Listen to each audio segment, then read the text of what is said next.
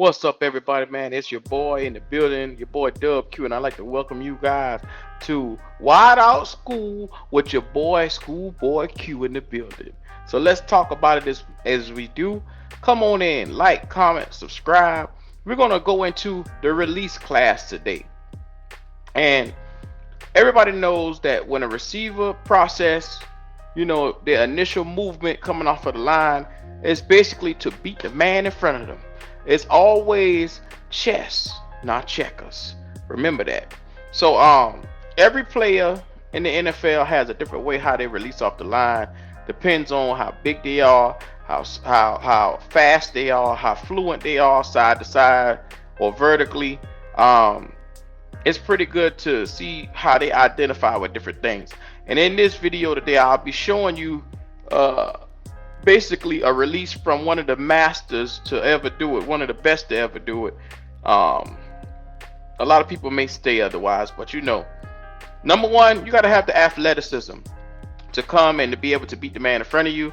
Like I said before, horizontally, you have to have the lateral movement to be able to have enough agility to get past somebody or make them move or hit them or have the ability to hit them with a stutter step.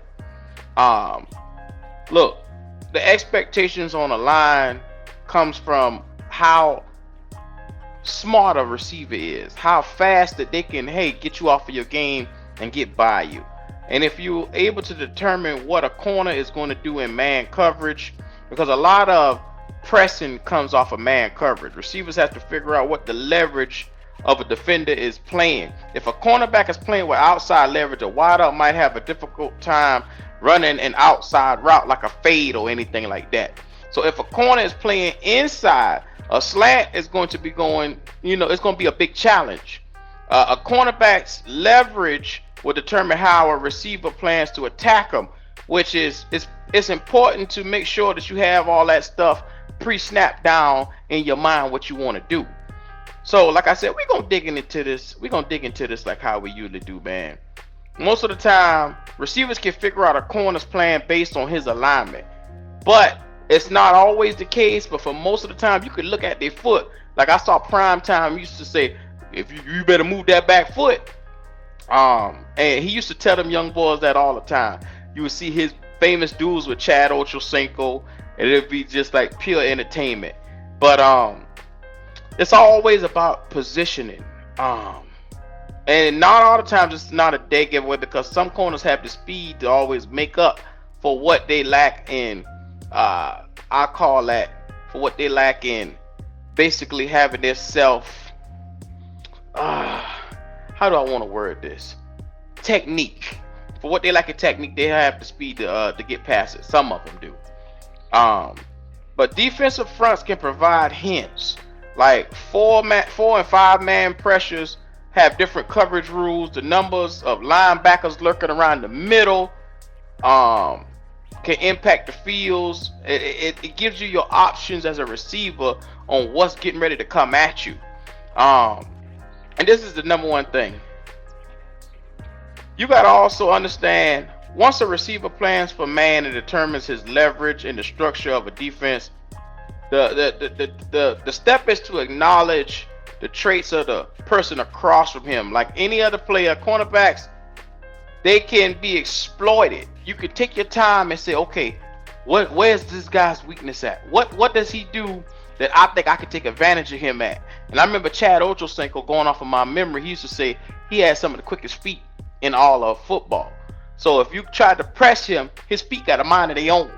He used to say that all the time. So it was pretty good to hear him say stuff like that, because it would tell this younger generation, okay, get creative with your feet. Make sure that you have an ability to beat the man in front of you and get past. I remember, who was that guy? Calvin Ridley said he used to plan ahead for corners, especially the ones that used to like to use arms, because if they had longer arms, they would try to get up in them, and he didn't like that, so he would plan ahead and try to outthink what they would do. Like I said, football is the ultimate game of chess, man. Like, you don't want to have yourself exhausted either, because mentally you're trying to figure out this person before. You don't want to be physically exhausted, you don't want to be emotionally exhausted as well. So it was also crazy to see some of these guys and trying to get advantages over another corner, positioning, alignment, making sure that you stop them from getting to, you don't allow them to push you out of you getting to your destination. Um, and so we're gonna get into this video. I got a video of one of the young and upcoming guys, and I know y'all know him. And he talks about what he likes to do in certain instances to get a cornerback up off of him. I like this, man. So check this out. I'm thinking, attack you. If you're an aggressive guy, I'm gonna attack here and I'm gonna get in your face. I might even lull you to sleep a little bit. Yep. And then the next thing, what I've noticed is a lot of DBs, they waiting for that next move. That's the money move, because I done already came here, paused. So now you kind of got me. Yep. So now you landed here.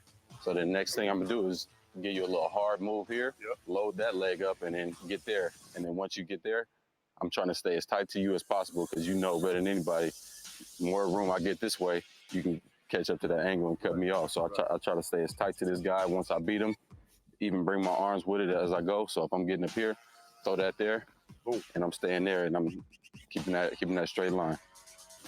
I want to see what it looks like from my perspective, head up, seeing how you come off the ball, so I can see what the guys are seeing today. So when I'm coming off, if you head up like that, I'm gonna most likely come off and just be reactionary. If I got an outside route, I'm gonna come off like this, here, yep. See where you're at, yep. And I'll probably give you another one right there. And that's the one that usually get them to jump in. Yep. So a little quicker, it looks something like, boom, right there. So you done got me to hop. Yep. At worst, I find myself ending up around this spot, which gives A-Rod room outside, all of this area to throw.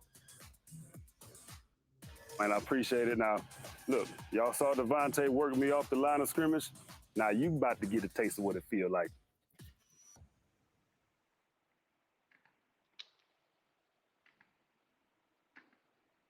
Yeah, so that's number one, man. Watching him really orchestrate this thing, to me, it was special, because the number one thing they're saying right now, we have a guy in 𝐥𝐤𝐬 that struggles with release, struggles with route running, and we're gonna start breaking down this thing week in and week out about potentially what he can do to come off this line of scrimmage and start winning and start battling and getting over to, pushing these corners out of the way, making sure he getting his way and winning at the line of scrimmage is what it's all about.